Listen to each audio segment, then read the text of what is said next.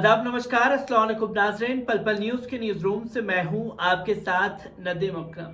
अब देश में योगी जी की कट्टर हिंदुत्व वाली जो छवि है वो खास तौर पर खतरे में पड़ चुकी है। अब आप सोचेंगे कि कैसे खतरे में पड़ चुकी है, क्योंकि अब योगी जी की जो आइडियोलॉजी कट्टर हिंदुत्व वाली थी वो तमाम भाजपा के नेताओं ने अपने अंदर जो है वो ग्रहण कर ली है। इसलिए योगी जी को पीछे छोड़ने पर तमाम भारतीय जनता पार्टी के जो नेता हैं वो लगे हुए हैं। इस फहरिस्त में अगर सबसे पहला नाम आएगा तो सीएम योगी आदित्यनाथ जी का आएगा, तो दूसरा नाम हेमंत बिस्वा जी का भी नहीं भुलाया जा सकता, जो किस तरीके से इस्लाम को लेकर के अपनी जुबान को खोलते रहते हैं और मदरसों को किस तरीके से टारगेट करते हुए हेमंत बिस्वा असम में नजर आए। हेमंत बिस्वा जी का यह दावा लगातार रहा कि भाई साहब मदरसों के अंदर जो है वो आतंकवाद की ट्रेनिंग दी जा रही है। अगर हेमंत बिस्वा जी या उनसे जुड़े कुछ लोग मदरसे में जाकर के तालीम हासिल करते तो जिस तरीके की बयानबाजी मदरसों को लेकर के की जा रही है वो करना बंद कर देते, क्योंकि मदरसों में इंसान बनाने की तालीम दी जाती है। क्योंकि ऐसे बयान तो इंसान देंगे ही नहीं जो समाज में नफरत घोलने का काम करे। अब इन दोनों नेताओं को पीछे छोड़ने की ठानी है मध्य प्रदेश के नरोत्तम मिश्रा जी ने, क्योंकि ये अपने आप को कट्टर हिंदुत्व की छवि पर उभार करके देश के सामने आना चाह रहे हैं, जो लगातार इस्लाम विरोधी टिप्पणी भी करते रहते हैं और मुसलमानों को समय समय पर क्रिटिसाइज भी करते रहते हैं। चाहे पठान को लेकर के बखेड़ा खड़ा करने की बात हो, चाहे मदरसों को लेकर के उनका दिया हुआ बयान हो, जहां उन्होंने कहा कि मदरसों की जांच होनी चाहिए। ऐसे में जब मध्य प्रदेश में मदरसों की जांच कही जाने की बात नरोत्तम मिश्रा द्वारा कर दी गई है, तो कांग्रेस के कद्दावर नेता आरिफ मसूद भी खुल करके नरोत्तम मिश्रा के खिलाफ बोलते हुए नजर आए हैं, जहां इन लोगों को मुंहतोड़ जवाब देने का काम भी खासतौर पर आरिफ मसूद द्वारा किया गया है, जिसकी तस्वीरें लोगों के सामने हैं।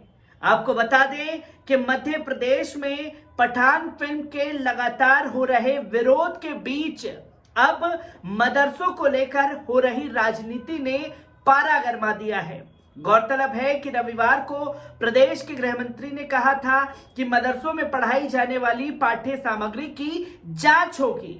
वहीं अब एमपी की संस्कृति मंत्री उषा ठाकुर ने भी इस पर बड़ा बयान दिया। मदरसों के सिलेबस की जांच को लेकर संस्कृति मंत्री उषा ठाकुर ने बड़ा बयान देते हुए कहा कि मदरसों में कहीं देशद्रोहिता की शिक्षा तो नहीं दी जा रही, कहीं मानव तस्करी तो नहीं हो रही, इसकी चिंता है। उषा ठाकुर ने कहा कि इसकी जांच होना जरूरी है। जिन मदरसों को अनुमति नहीं दी गई है उन पर नियंत्रण होना जरूरी है। वहीं इस पर भोपाल से कांग्रेस विधायक आरिफ मसूद ने मदरसों के सिलेबस की जांच को लेकर के बुरी तरीके से भड़कते हुए दिखाई दिए और उन्होंने कहा कि मदरसों की ही क्यों, प्रदेश के सरस्वती शिशु मंदिरों की भी जांच होनी चाहिए। पता चलना चाहिए कि वहां पर क्या पढ़ाई चल रही है। सिर्फ मदरसों को ही टारगेट क्यों किया जा रहा है, मदरसों में क्या हालात है, कम से कम जांच से पता चलेगा।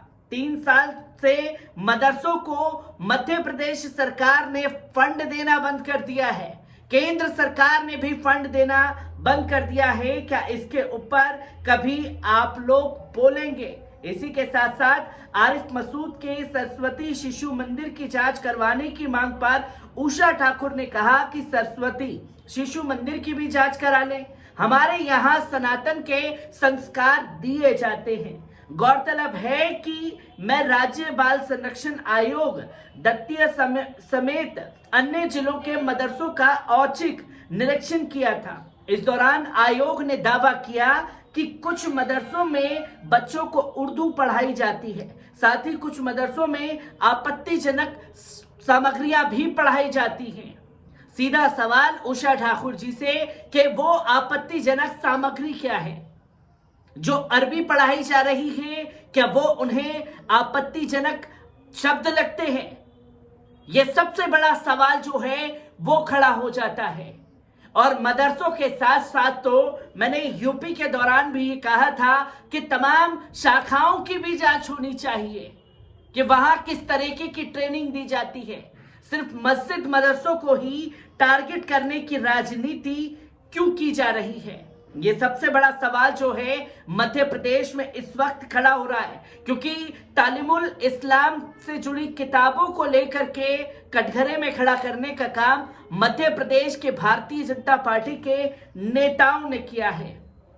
अगर कुछ वक्त मदरसे में जाकर के भाजपा के नेता भी बिता ले तो उन्हें हकीकत में पता चले कि मदरसे कैसे चल रहे हैं और उनके अंदर किस तरीके की शिक्षा दी जाती है।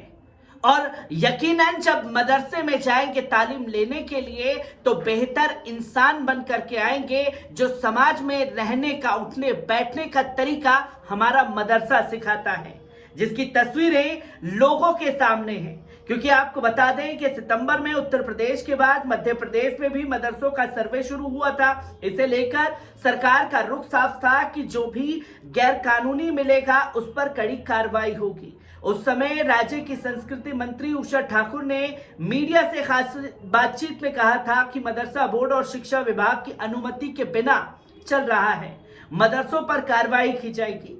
इसी सिलसिले में अब मदरसों का सिलेबस भी जांच के घेरे में आ गया है। गृह मंत्री नरोत्तम मिश्रा ने भी सभी मदरसों के सिलेबस की जांच करने के आदेश दे दिए। इसके लिए जिला कलेक्टरों को निर्देश जारी हुए हैं। हाल ही में मध्य प्रदेश में मदरसे का औचक निरीक्षण हुआ था। इसे राज्य बाल संरक्षण आयोग ने किया था। इस दौरान एक किताब मिली थी जिसका नाम तालीमुल इस्लाम है। विदिशा के टॉपपुरा की गलियों में मदरसा मरियम मदरसे में कुछ हिंदू बच्चों के पढ़ने की शिकायत आई थी। इसके बाद इस मदरसे का निरीक्षण करने वाली टीम पहुंची थी। इसी को ध्यान में रखते हुए एमपी के गृह मंत्री ने मदरसों के पठन सामग्री की जांच के निर्देश दिए। पिछले दिनों एमपी के मदरसों में अनुचित पठन सामग्री को लेकर सामने आई खबरों के बाद सरकार सख्त दिखाई दी। प्रदेश के सभी मदरसों के सिलेबस की जांच होगी। कलेक्टर ने कहा कि जिला शिक्षा अधिकारियों के माध्यम से जांच की जाएगी, तमाम तस्वीरें जो हैं वो ली जाएंगी। गृह मंत्री नरोत्तम मिश्रा ने मामले पर कहा कि जिला कलेक्टरों को निर्देश करेंगे कि वे मदरसों की पठन सामग्री की स्क्रूटनी करवा लें ताकि किसी अप्रिय स्थिति से बचा जा सके। मस्जिद एक मदरसे में विदिशा में इस्लामुल तालीम नाम की किताब मिलती है, जिसको लेकर के पूरा बखेड़ा शुरू हो जाता है कि आपत्तिजनक किताब मिली है। उस किताब में क्या लिखा है, क्या तमाम भारतीय जनता पार्टी के नेता बता पाएंगे और उसके सही मायने क्या हैं उसे समझने की कोशिश कर पाएंगे? क्योंकि लगातार नफरत भरी राजनीति मध्य प्रदेश से सामने आ रही है और अब एक छोटी सी चीज को लेकर के तमाम मदरसों को कटघरे में खड़ा करने की कोशिश भाजपा द्वारा मध्य प्रदेश में जारी है, जिसे मुंहतोड़ जवाब देने का काम आरिफ मसूद ने किया है। मैं ऐसी ही खबरों से आपको रूबरू कराता रहूंगा। दीजिए इजाजत, शुक्रिया।